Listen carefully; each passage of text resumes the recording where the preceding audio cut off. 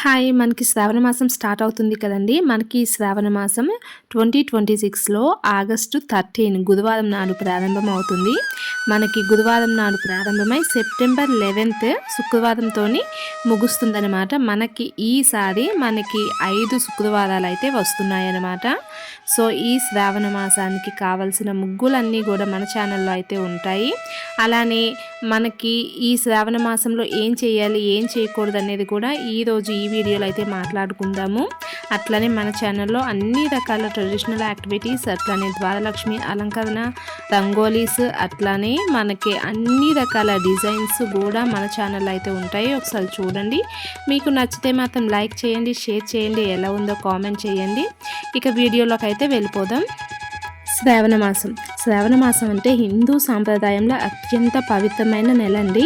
ఈ నెలలో లక్ష్మీదేవిని, పరమశివుడిని మరియు గౌరీదేవి అనుగ్రహం కోసం ప్రత్యేకమైన పూజలు చేస్తూ ఉంటారనమాట.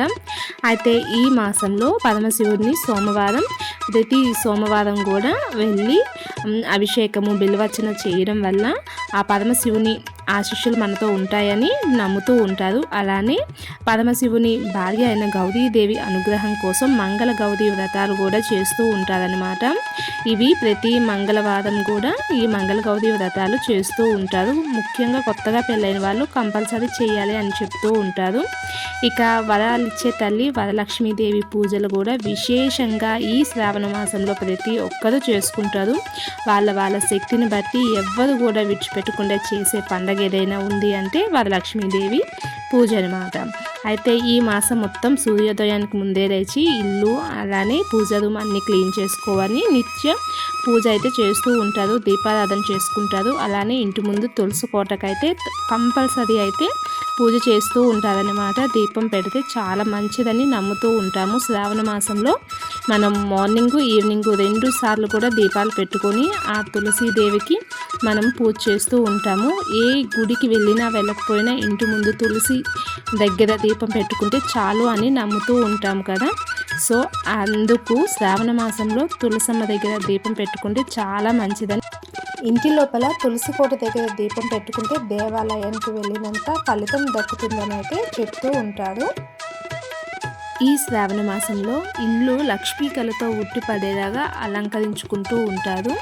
అలానే మన ఇంటి ద్వారలక్ష్మికి ప్రధానంగా మనమైతే బాగా అలంకరించుకొని ముగ్గులు పెట్టుకుంటూ ఉంటారనమాట. సో అందులో భాగంగా ఈరోజు మా ఇంటి ద్వారలక్ష్మి అలంకరణ మీకోసం సింపుల్గా అయితే వేసి చూపిస్తున్నాను. చూడండి, అమ్మవారి పాదాలతో మనం శుక్రవారం పూట అమ్మవారి పాదాలు ఇలా వేసుకుంటే ఇంటి లోపలికి అమ్మవారు వస్తున్నట్లయితే ఉంటుందన్నమాట. నేను ప్రతి ఫ్రైడే కంపల్సరీ అయితే అమ్మవారి పాదాలు వేస్తూ ఉంటాను. ఈ శ్రావణ మాసంలో పౌర్ణమికి ముందు వచ్చే శుక్రవారం అయితే ఎప్పుడు పౌర్ణమి వస్తుందో ఆ ముందు శుక్రవారం వరలక్ష్మి వ్రతం అయితే చాలా భక్తి శ్రద్ధలతో జరుపుకుంటూ ఉంటారనమాట. ఆ రోజు అమ్మవారికి మంచిగా పూజ చేసి కొంతమంది ముత్తైదువులను ఇంటికి పిలిచి పసుపు రాసి కుంకుమ, తాంబూలము, వాయినాలు ఇస్తూ తమ సౌభాగ్యాన్ని పెంచుకునేలాగా పూజ అయితే చేసుకుంటూ ఉంటారనమాట. అలానే ఈ శ్రావణ మాసంలో శనివారాలు మనం పిండి దీపాలు పెట్టి స్వామివారికి పిండి దీపాలు పెట్టి పూజ చేసుకున్న మంచి ఫలితం వస్తుందని అయితే చెప్తూ ఉంటారనమాట. సో ప్రతి ఒక్కరు కూడా శ్రావణ మాసం చాలా పవిత్రమైన మాసం అని అంటూ వాళ్ళు తన శక్తి కొలది పూజలు చేసుకుంటూ ఉంటారనమాట.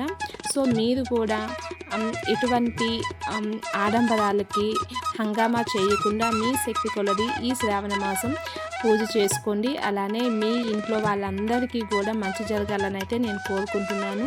అలానే మన ఛానల్లో అన్ని రకాల డిజైన్స్ అయితే ఉంటాయన్నమాట. సో మీరు ఒకసారి వెళ్ళి చూడండి. మీకు నచ్చితే లైక్ చేయండి, షేర్ చేయండి, ఎలా ఉందో కామెంట్ చేయండి. అన్ని రకాల ముగ్గులు కూడా మన ఛానల్లో ఉంటాయి. అలా కాకుండా ఇంకేవైనా ముగ్గులు మీకు కావాలన్నా కూడా నేను వేసి చూపిస్తాను, మీరైతే కామెంట్ చేయండి.